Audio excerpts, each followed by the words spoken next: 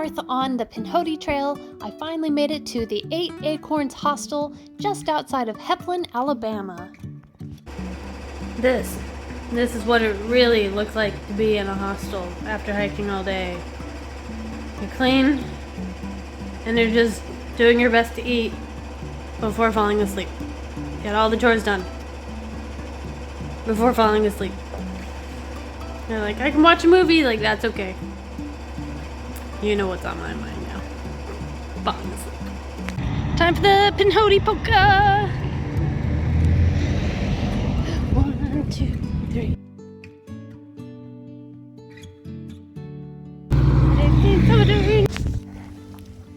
Doesn't matter what trip I'm on. I can leave for the trip, be super excited, doing good, be out on the trail, be like, yeah, I'm rocking this, I'm thriving, I'm doing so good, I can do this, get into town, maybe stay at a hostel, I'm like, yeah, loving this, and then as soon as it's time to go back out on trail, like that morning, suddenly high anxiety, I don't know if I can do this, I don't know, will I be okay? Anxiety all morning, like it's just so anxious to be back, like, I don't know. I've gotten a new water bottle, like a metal one that I can, when I put the hot water in my smart water bottle, it shrank, so I figured I can't drink that. I shouldn't put hot water in the plastic, so this bottle is gonna be heavier, but I can put hot water in it and also give me warm liquids to drink throughout the day, so I'm not getting like brain freeze when I try to drink my water. Hopefully this will do better at helping me keep hydrated, and if the temperatures drop more, I'll have less to worry about of it just like freezing in the bottle. I haven't had the problem yet, but I have had on other trips where once it gets really cold, as it's expected to, it gets really hard to keep the water from freezing right in the bottle. So yeah, hopefully this will work. Caholga Creek. That is the biggest creek I've ever seen. I'm on the Heflin Spur Trail.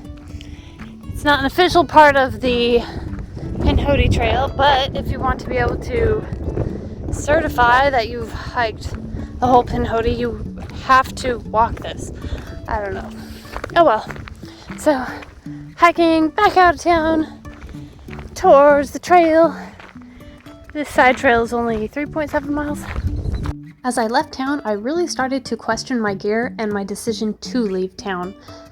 I knew it was supposed to get down to around 16 to 17 degrees Fahrenheit at night, and within a couple of days, an ice storm was supposed to come through. There's a good chance that I would be just far enough north that I would make it to the area that was snow instead of ice.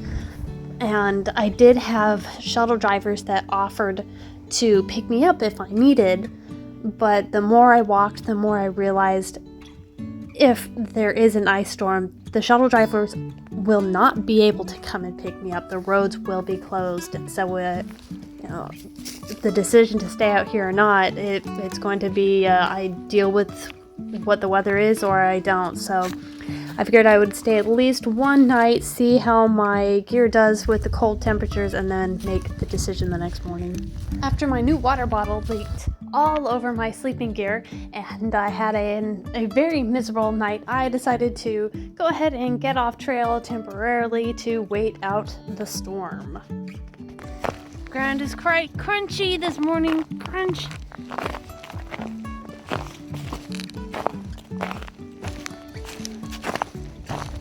It's all the ice. I decided to wait out the storm at my sister's house in Georgia. I am finally back out on the trail again. I thought I'd be out much sooner. Like, I went home, I figured I'd be back within 2 weeks. But on the way home, I realized I was getting sick. And I think I had COVID, not sure. That took me out for like 2 weeks. And I was better for a whole 2 days before I got the flu. So finally feeling better and finally have a little break in my work schedule to be able to come out here for at least a few days. Then I should be, so let's see, 3 days for this trip, and then I will be back in like a week and a half because I have another break from work, spring break. Then I should be able to actually finish the trail, like finish it. So this trip, trying to at least make it to Cave Springs, Georgia, and then a week and a half, come back. Since I only have 3 days, I opted not to get a shuttle. I've just got my car, so I'm not gonna make it very far. It's gonna be lots of out and backs. Yay! No, but you know, at least I can sleep in my car. Been having a really hard time with my thermal regulation, like keeping myself warm at night. When I was out here last, I mean, it was in the teens. Like, I have a 0-degree bag and a warm liner and like all these warm layers on, making sure to eat, making sure to be hydrated, and I can't warm up my bag. I just don't make enough body heat to keep myself warm. So it's a little bit warmer out now. I should be able to be all right. Currently on the road. No, this is not an official part of the trail, but a chunk of the trail was just closed for the prescribed burn. It happened like 2 days ago, and there are still, like, driving over here, there was definitely smoke coming off of the ground. So it's a little detour to get around the closure.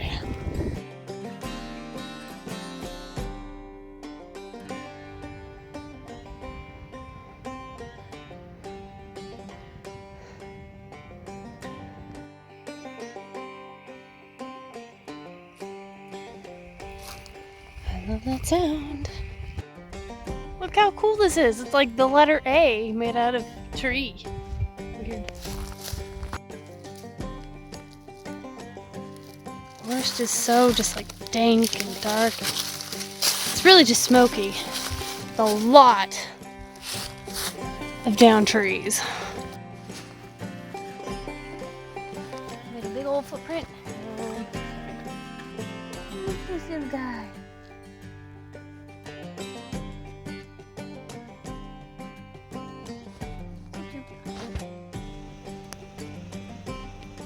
I'm driving to my next trailhead, and my goodness, just look at that view. Wow.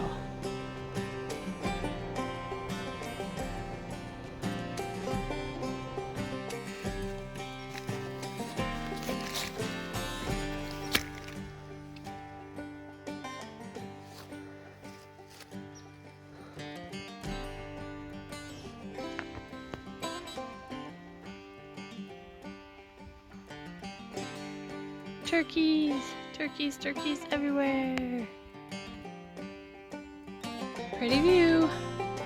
Probably the best you're gonna get through the trees. I like that. Almost to Katahdin! Only 2,441 more miles. And not planning on going. Not that I didn't love Katahdin. Beautiful. It's just a little far for a 3-day trip.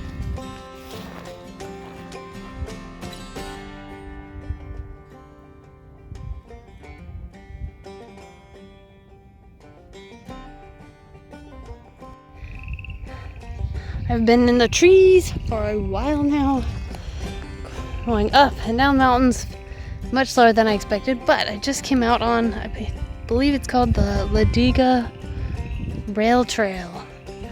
It's just a short distance, but I might take this back to my car, or, you know, when I'm headed back to my car, use it as a shortcut. We shall see.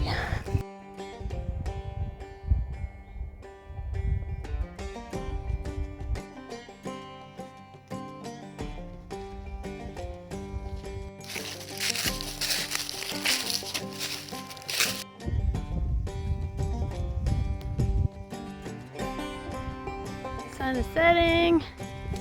Everything's looking pink.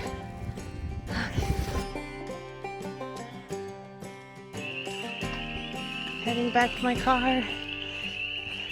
Taking the rail trail. Can you just hear those frogs?